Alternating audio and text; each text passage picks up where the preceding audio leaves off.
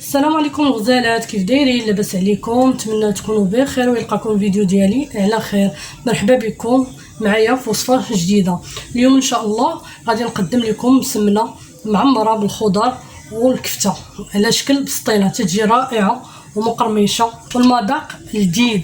غادي نديرها بحشوه سهله وبمكونات بساط. نتمنى ان شاء الله يعجبكم الفيديو ونتمنى توصلوه لاكثر اعجابات وتشاركوه مع الاصدقاء والعائلات ديالكم. نخليكم مع المقادير وفرجه ممتعه.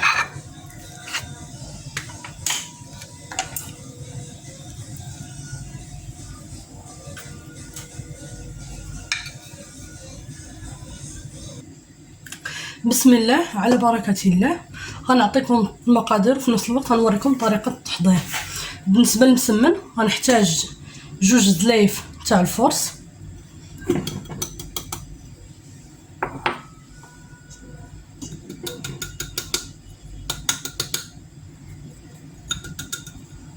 غادي نحتاج زلافه تاع الفينو،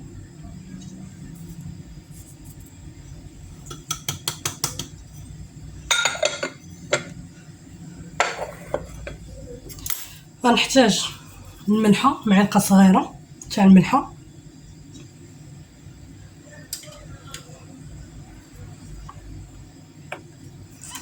واحتاجيت معلقه كبيره تاع الزيت، زيت الروميه، وغادي نحتاج الماء على حسب الدقيق، حيت كاين دقيق اللي تيشرب كاين دقيق اللي ما تيشربش. دابا انا غنديرها باش تعجن في العجانه، وغنبقى نزيد الماء تدريجيا بشوي بشوي. خاص العجينه ديالي ما تكون لا قاصحه ولا ما تكون تتلصق في اليدين، يعني تكون مرخوفه بزاف.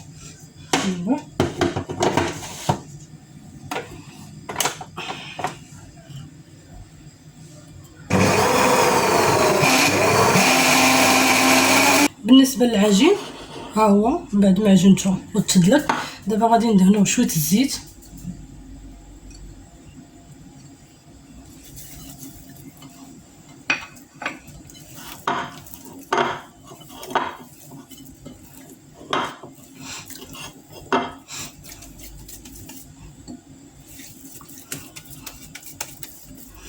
وغندير عليه بابي الومنيوم،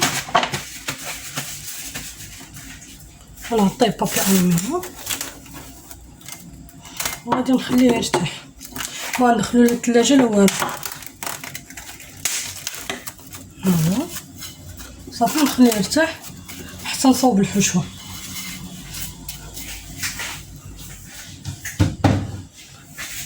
نمروا دابا للحشوه.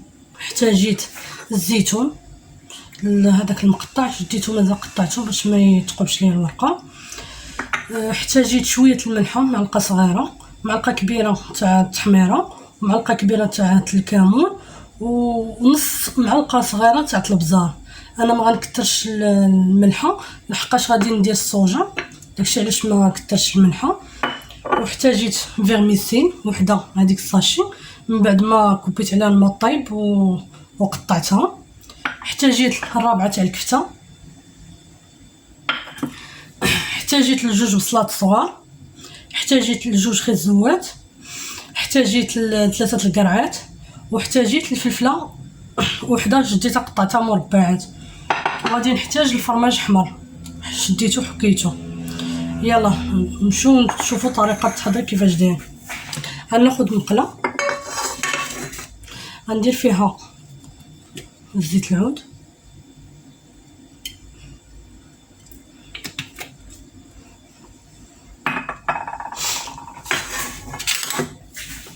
غندير فيها البصله، وغندير فيها الفلفل،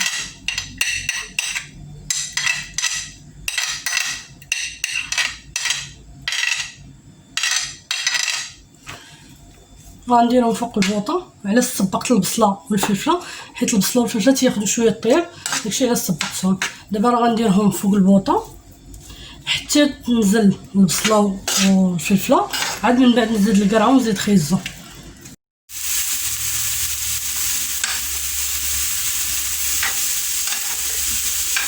غنبقى نستمر هكا في التحريك حتى تزيد تهبط ليا البصله والفلفله.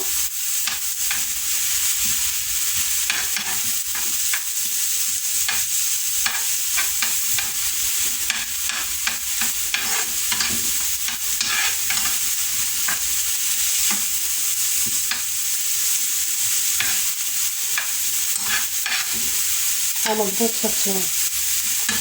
تهبط.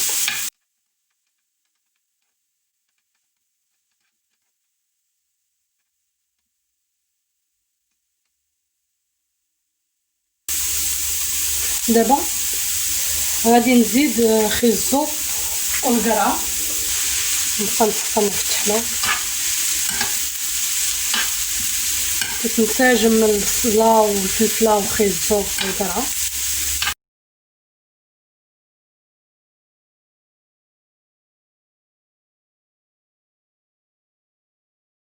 هيا من بعد ما طابت لينا الخضره دابا عاد غادي نزيد الكفته.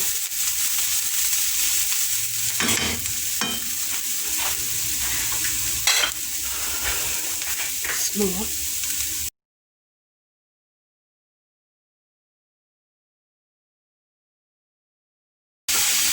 دابا غنزيد هاد القوام، غنزيد الملح والكمون والبزار والتحميره،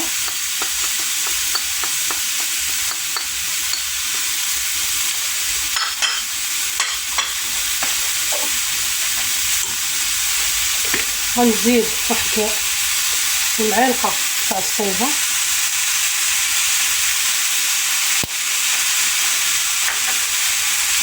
غنصبر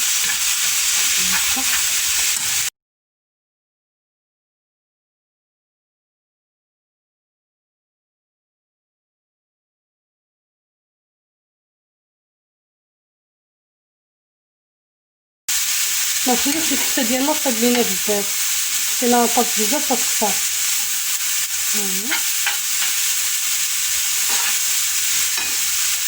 ملي غنشوفو الكفته ديالنا طاب ديك الساعه نزيدو الفرميسيل صافي. ملي دابا غادي نزيد الفرميسيل من وراها، غنشحر شويه الفرميسيل شويه مع الكفته والخضره، وغادي نزيد الزيتون. يلا ونوريكم في الاخر، نوريكم الحشوه. ها الحشوه ديالنا من بعد ما طابت، ها هي حيتها من فوق البوطه كي قلت لكم. من بعد ما طابت الكفته زدت عليها الفرميسيل وزدت الزيتون صافي، وشحرتهم شويه صافي وحيدتهم فوق البوطه. ها هي كتجي. غندير الحشوه ديالي في واحد الطبسيل باش تبرد ليا.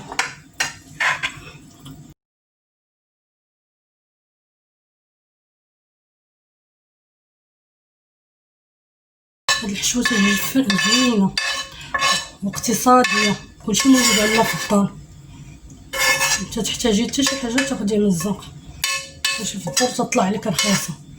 دابا نحطها على جنب ليا الحشوه ديالي ونرجع ناخذها.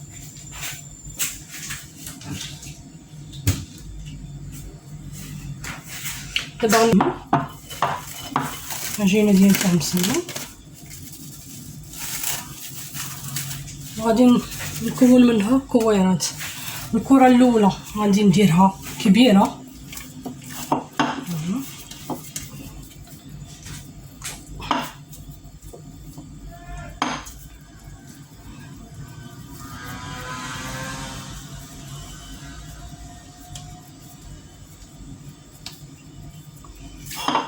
ومن بعد غنكون كويرات صغار.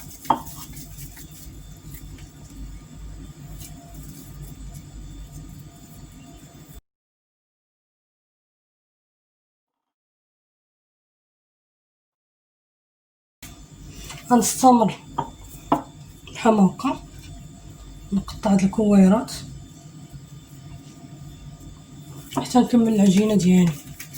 هي البنات من بعد ما كملتها في التكوار غندهنها بالزيت، غندهن العجينه بالزيت.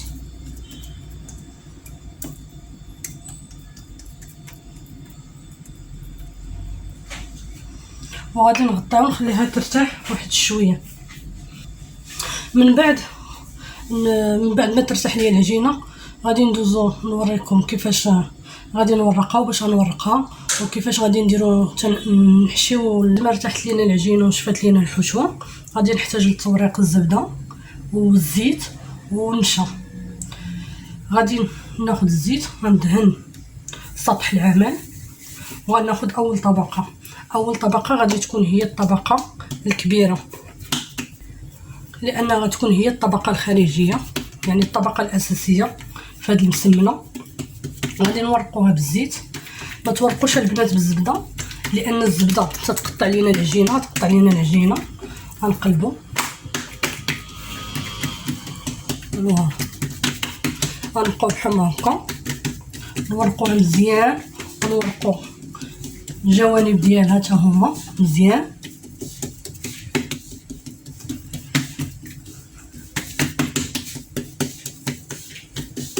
غنبقاو نورقو بحال هكا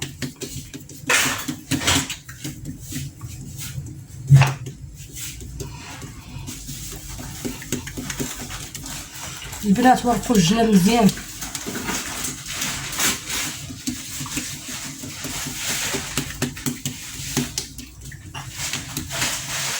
هيا. من بعد ما كرستها تجي على هذا الشكل غندهنها بالزيت الزبده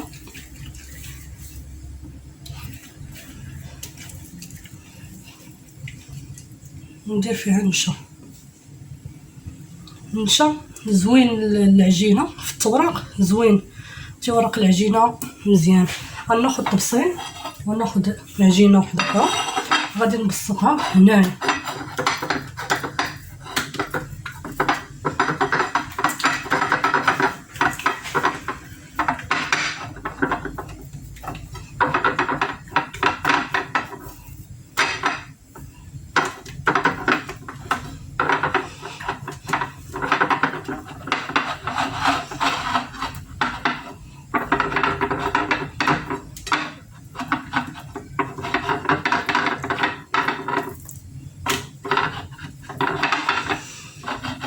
الطبقه هي اللي غتجينا فوق من هاد الطبقه الكبيره هي اللي غنديرو فيها الحشو.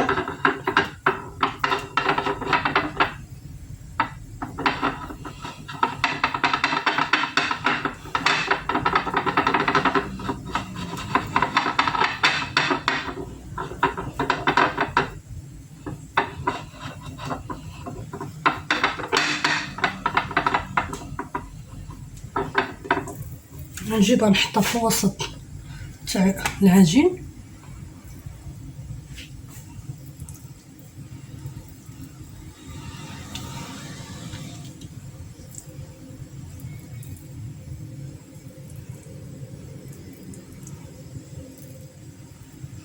غندهنوها بالزبده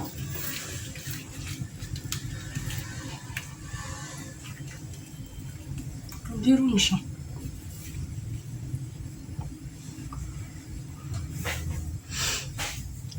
غناخدو الحشوه ما نديروش الحشوه كلها غنديرو غير منها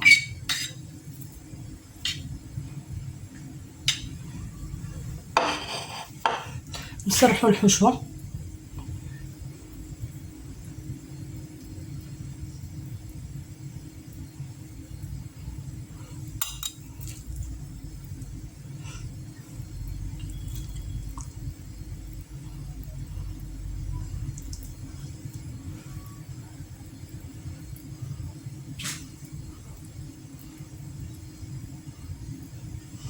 نديرو الفرماج. البنات الفرماج تيبقى اختياري اللي بغات ديرو اللي مبغاتش ديرو ماشي مشكل.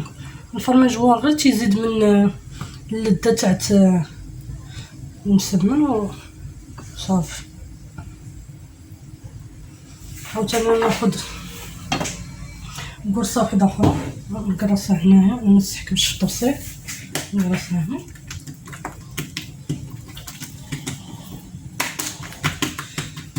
نتا تخليو العجينه ترتاح تتجي يعني كيف ما درتي لها تتمشي معاك ما تتمحنكش.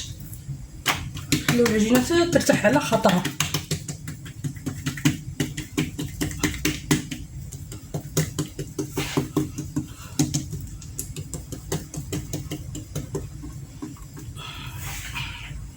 ناخدها عاوتاني نديرها من الفوق.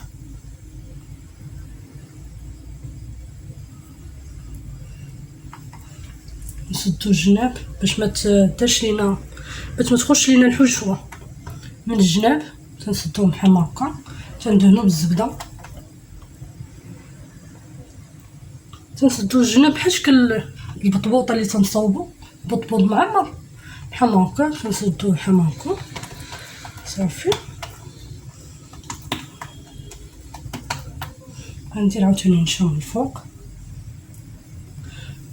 غندير الحشوه. غادي نبقى مستمره على هاد الطريقه بحال هكا. طبقه تندير فيها الحشوه، تنغطي عاوتاني وندير الفرماج وندير الحشوه، ونبقى مستمره على هاد الطريقه تنكمل الكرات اللي عندي. وانتم البنات كل واحد من شحال من طبقه بغا يدير، الطبقه تتبقى اختياريه. انا مع تعجبني عاليه غنديرها عاليه بحال شكل مسطيله. نتوما لا بغيتو ديروا غير جوج طبقات ولا ثلاثه صافي ماشي مشكل، داكشي تيبقى اختياري ديالكم. انا غنستمر بهذه الطريقه نكمل الحشوه ديالي ونكمل نسلم الطعمه.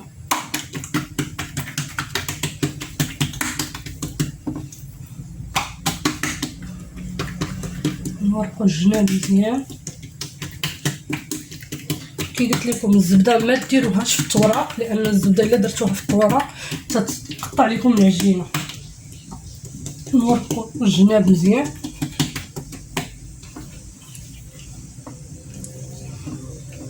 نديرها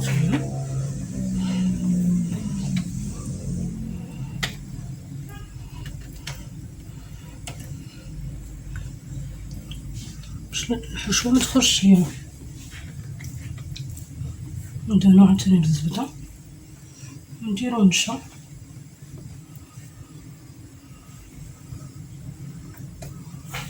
نديرو عاوتاني الحشوه.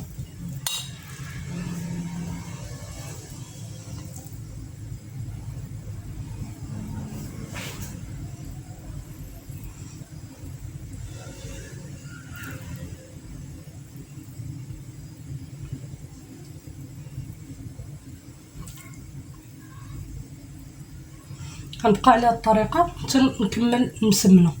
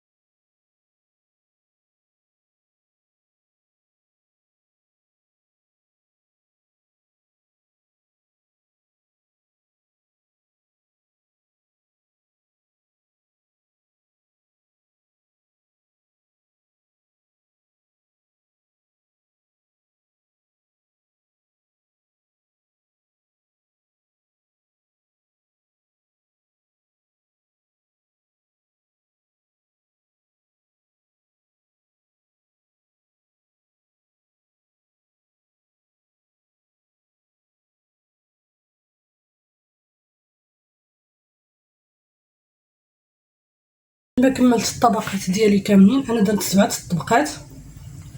دابا غادي نسد العجينه بحال هكا بهذه الطريقه.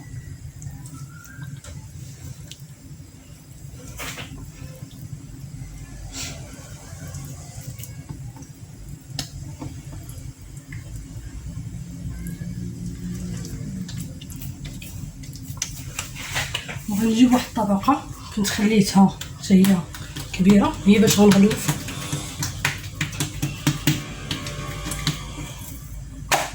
السمنه ديالنا.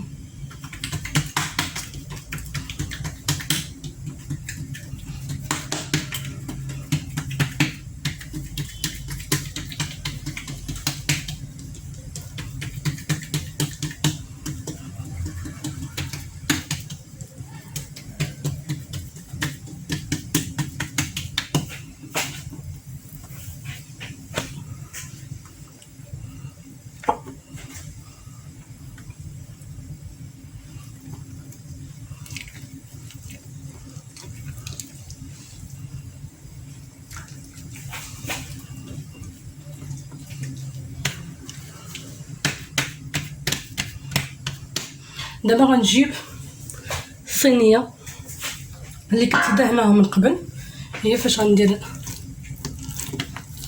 العجين ديالنا.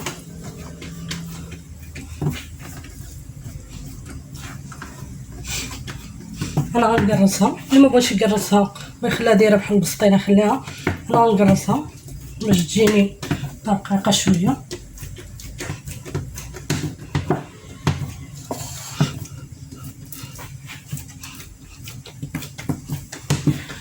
اللي بغات تقرصها هي غير تقرصها، ما تخافش منها، راه ما غاديش تجيك صامته، بالعكس راه غتجيك غتبقى لك غليظه.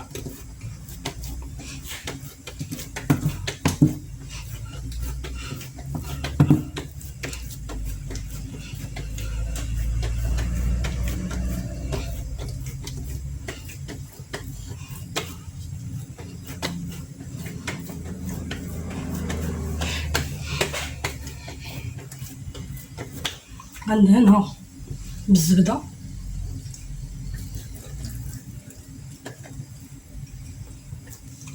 دهنوها مزيان بالزبده حيت الزبده هي اللي تتخليها تجي مقرمشه.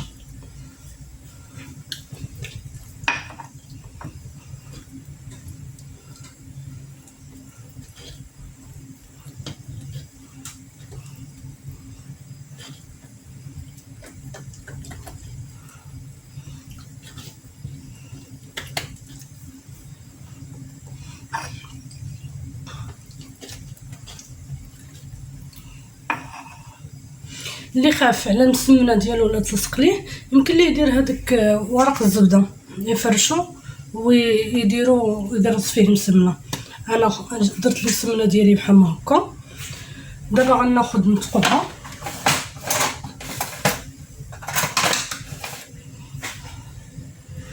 باش هذاك الهواء اللي فيها يخرج وطيب لينا مزيان. من بعد ما ثقبت السمنه ديالي ودهنتها بالزبده، دابا غندخلها للفران لان مسخناه من قبل تطيب لينا تحمر شويه، عاد غنخرجها ندهنها بشويه البيض والصوجه وعاوتاني نرجعها تتحمر. يلا بقاو معايا حتى نشوفوا الشكل النهائي تاع المسمنه ديالي. بعد ما تحمرات شويه خرجتها، خديت بيضه درت فيها شويه الصوجه غندهنها بها وعاوتاني ندخلها باش تحمر مزيان.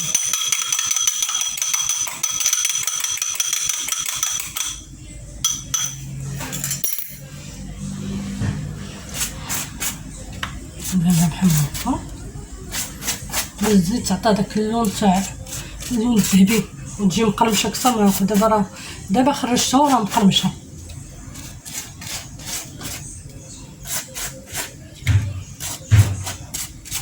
نبقى بحال هكا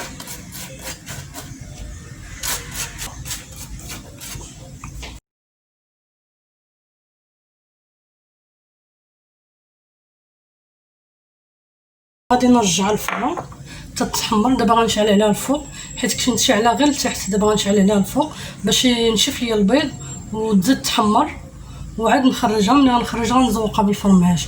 يلا البنات كيف القاعده، الا عجبكم الفيديو ديالي ما تنسونيش بالاشتراك وبارطاجيو مع الناس اللي تعرفوا ودعموني.